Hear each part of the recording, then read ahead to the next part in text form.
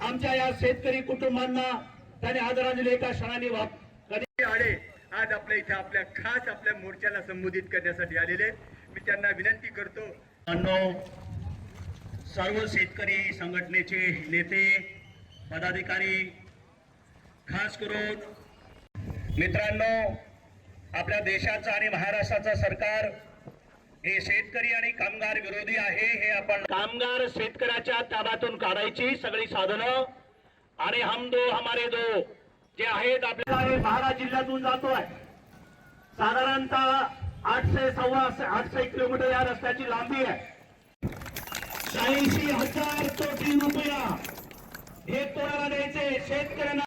या देशातल्या सर्व जमिनी रस्त्याची गरज असताना खऱ्या अर्थाने रस्ते त्यांना दुरुस्त करण्याची गरज असताना शेतकऱ्यांना विस्थापित करण्याचा प्रयत्न या ठिकाणी करतोय आणि आपल्या स्वतःच्या मालकीच्या जमिनी ते काढून घेण्याचे कायदे ते आणतायत। रस्त्यासाठी घेणारच आहे ती जमीन आहे, ते जमिनी काढून घेण्याचे कायदे आणले। शेतकरी जेव्हा काढायचा, राष्ट्राच्या जमिनी काढायच्या, राष्ट्राच्या रेल्वे काढायच्या, राष्ट्रातले विमानतळ काढायचे, सगळा देश आज विकायला माफी चाहतो। नीट लक्षात घ्या, माफी मागतो। या ठिकाणी आलेला शेतकरी म्हणून आपण आलेलो आहोत आणि तर बरेच जण कामगार निमानेल लढेंगे और जीतेंगे, बरोबर की नाही? अरे लढेंगे जीतेंगे, अरे लढेंगे। आमचा वेळ सहा असल्यामुळे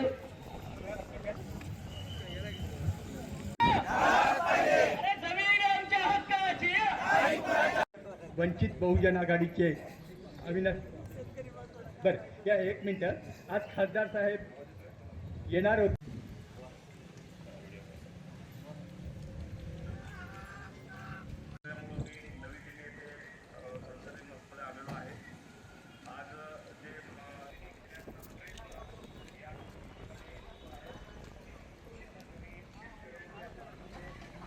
आणि साहेबांनी सांगितलं की वंचित बहुजन आघाडीच्या सर्व कार्यकर्त्यांनी 12 जिल्ह्यातल्या सगळ्या शेतकरी आंदोलनामध्ये वंचित बहुजन आघाडीचे कार्यकर्ते शेतकऱ्याच्या खांद्याला खांदा लावून त्या ठिकाणी उतरले।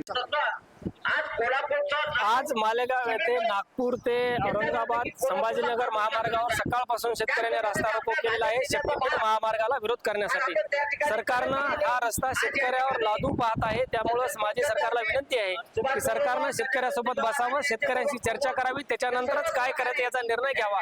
शेतकऱ्याला विश्वासात न घेता बाजारभावाप्रमाणे तुम्ही जर मूल्य न देता जर कवडीमोल दराने शेतकऱ्याच्या जमिनी रस्त्यासाठी सरकार घेणार असेल तर शेतकरी त्यांना जमिनी देणार नाही। ही गोष्ट सरकारनं लक्षात घ्यावी आणि सरकारनं जर जबरदस्ती केली तर मात्र ते सरकारला अजिबात परवडणार नाही, हे मी सांगतो।